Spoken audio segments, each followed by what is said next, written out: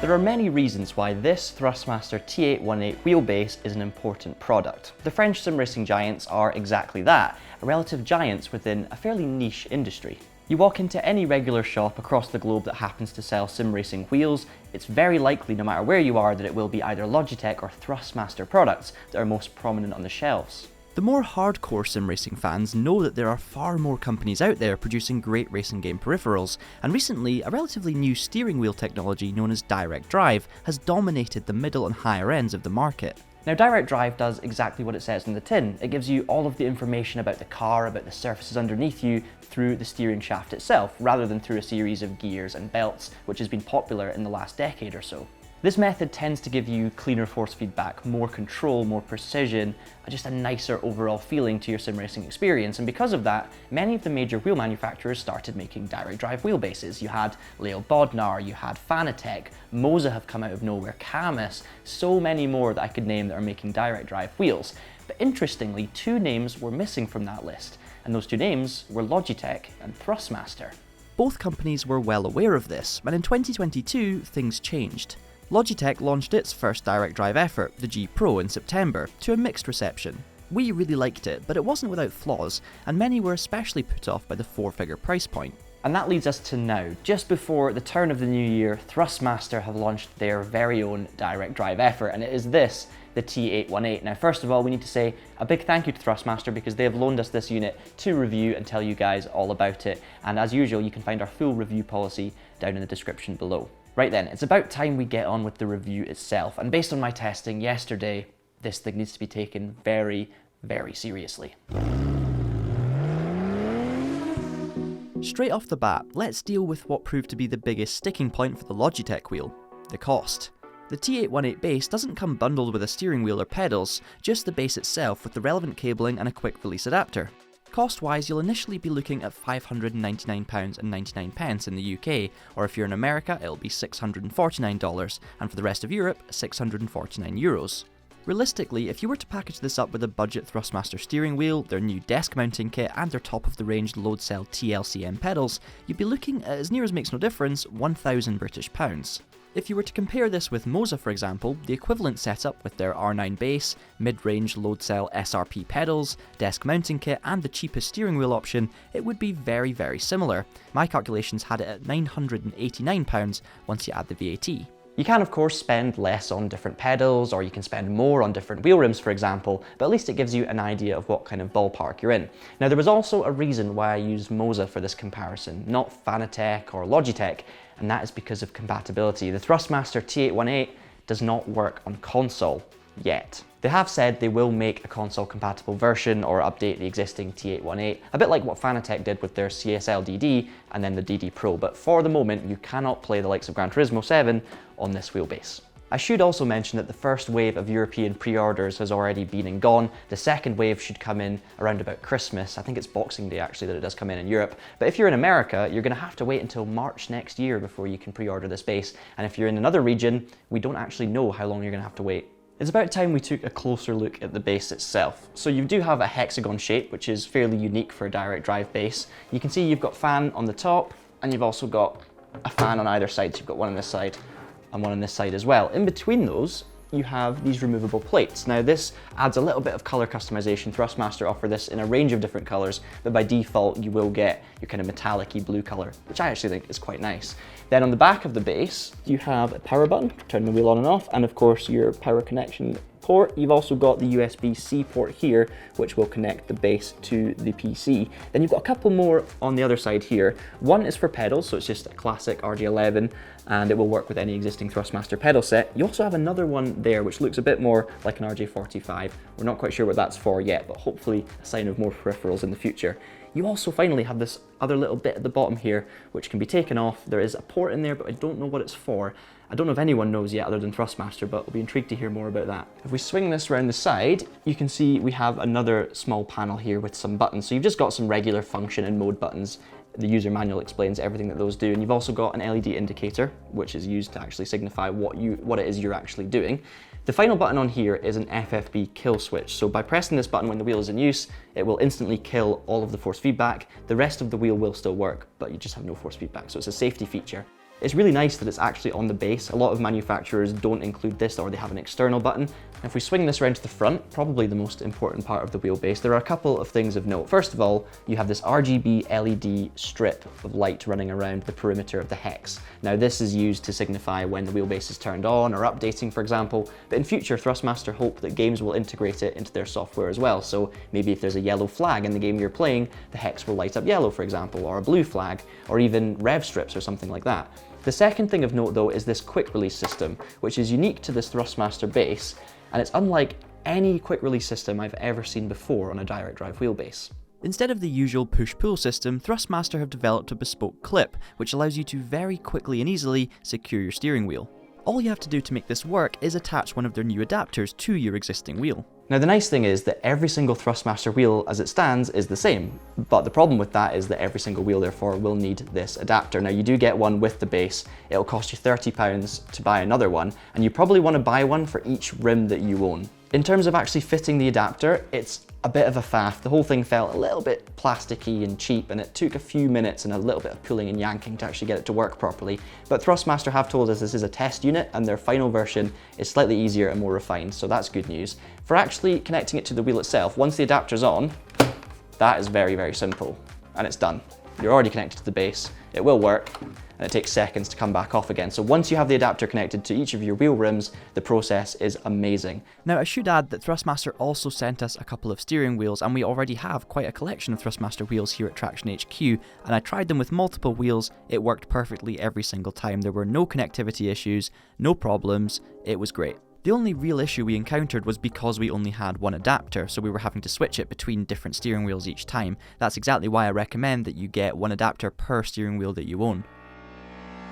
So it's about time we mount this T818 to our rig, and there are 3 different ways you can do this. First of all, you can mount it directly from the base to the rig with screws. Unfortunately though, because this is a hexagon shape, the bottom is a little bit narrower than most traditional wheelbases, which means that your existing rig might not have the appropriate holes, and you may need to drill some yourself, which can be a bit awkward. So if you don't want to do that, we recommend picking up one of their 2 extra mounting kits. Now you can get the cockpit mounting kit for £35, which should work absolutely fine with any kind of rig, but not on your desk, or you can buy the desk mounting kit, which is what we've got. So what that gives you is a base plate at the bottom with 4 screws that screws directly into the base, and it also gives you some clamps as well. So what you can do, take the wheelbase, pop it on your rig, and essentially this widens the base of the base itself and means that your existing screws, or your screw holes I should say, in your rig should be absolutely fine.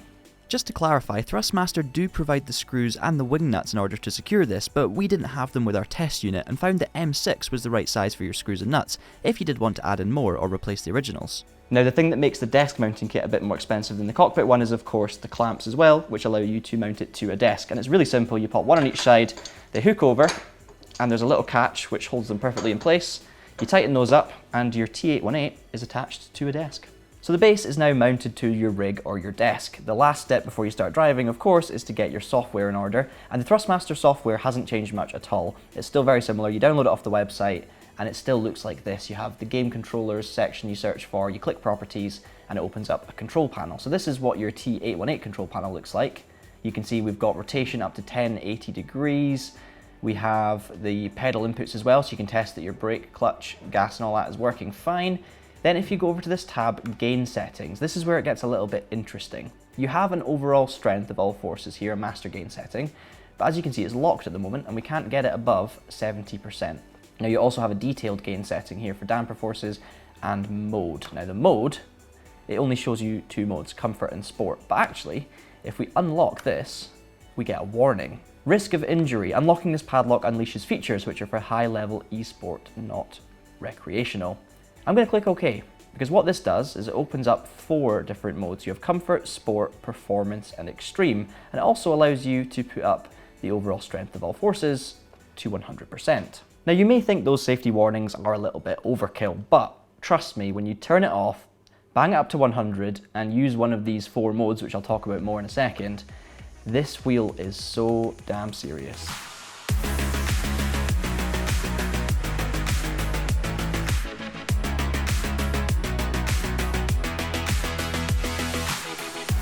Now the first question people will have about this wheelbase is probably the torque. Now it produces 10 Newton meters of torque, which is probably about average. It's more than the entry-level 5 Newton meters, less than the extreme 20 or 25 Newton meter bases.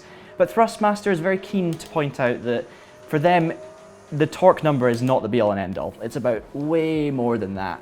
The entire wheelbase has been produced in Thrustmaster's home country of France, and it's told us the key factor when designing the T818 was to maximise the balance between the torque and the mass, therefore weight, of the parts. In layman's terms, the focus is on its power-to-weight ratio. The reality is that you get a huge amount of strength and force feedback coming through the wheel. And what they talk about as well is the acceleration of the parts moving because of that lightweightness. Basically, bits move a little bit quicker, it gives you feedback more instantly. And there's less filtering required to kind of smoothen out the experience. There's less heavy components to move and accelerate and stop.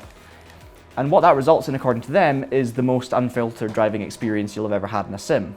For me, I kind of expected it to be a little bit of marketing jargon. I thought, oh, there's probably an element of truth in this, but will it be an unfiltered experience? Will I really feel the difference? Because what they said was when you turn it up and use one of the higher settings, this will feel different to anything you've ever used before. And I'm being honest with you right now, it really is. It is completely different. The whole thing is so visceral, so aggressive. Like direct drive's always instant and communicative, but this just takes it one step further. I've never felt such instant, powerful feedback as I'm driving along. I'm going over the road surfaces and I'm feeling every single bump to the millimeter. And I've tried this on multiple sims as well, not just R Factor 2 or iRacing. I've tried it on Assetto Corsa, and honestly, I was blown away. Within one corner, I was blown away. The default power output is set to 50%, so you're looking at probably roughly 5 Newton meters. I'm sure it's a bit more nuanced than that. And the default filtering setting is Sport mode, which is basically setting 2 out of 4, but the two further up ones, Performance and Extreme, wow. I actually almost hurt myself twice already using this base. So I completely understand why they've put risk of injury and stuff. This thing is not a toy. I understand why they recommend 21 and over for using it, because you know, I'm very used to working with direct drive bases and watching out for my hands and stuff, but this thing just reacts so instantly and quickly and powerfully. Some other things worth noting, obviously the fans coming out of the base, I've not managed to feel any heat yet. Okay, right now I've not been driving for too long, but I did do a good hour or two yesterday and I had no noticeable heat issues or anything. No sounds either. The base has been completely silent, and I've had no issues with the connection or the quick release as I'm using it. It just works. The software is a little bit rudimentary. Thrustmaster are a little bit behind their competitors in terms of complexity and the amount of options you can change, but honestly, if the force feedback's that good and that instant and that concise, you don't really want to mess around with the settings too much. Yes, turn the power down a little bit, change the filtering, make it a bit more user-friendly for beginners, or to be honest, for most people. This is more extreme than I would want to run it on a regular basis. But you just don't need all those fancy settings. One disadvantage with this software compared to other manufacturers and their software is that you can't change things on the fly. You've got to go in and close it down before you enter a game, and the same as well, you can't just tab out, change some settings and it's okay. They have actually done something about that. You can use the function and mode buttons on the side of the base to actually change stuff like the degrees of rotation as you're driving. There are settings for that if you read the user manual. So that's at least something they've thought about and considered.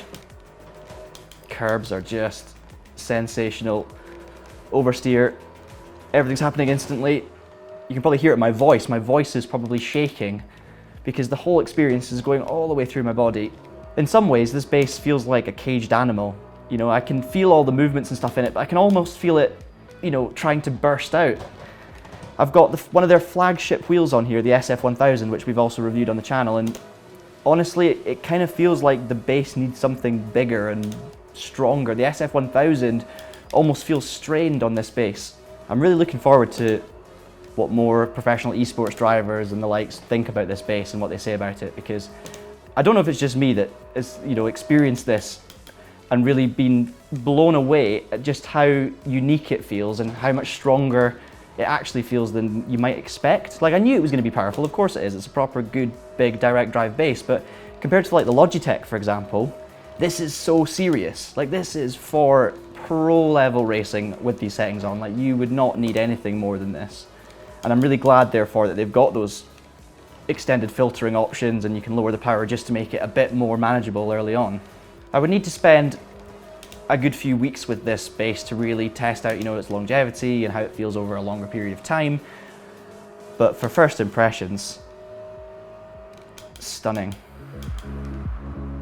So then, there is no denying what Thrustmaster say about this product. It is raw, it is unfiltered. I can completely agree with that. This thing is serious. It's a serious wheel for serious sim racers, and it's not to be messed with. It's an animal, in my opinion. Absolutely brutal, and I love it. There are, of course, some Thrustmastery elements to this base. It doesn't always scream premium, and sometimes I feel like some of the peripherals may struggle to cope with the power of the base itself.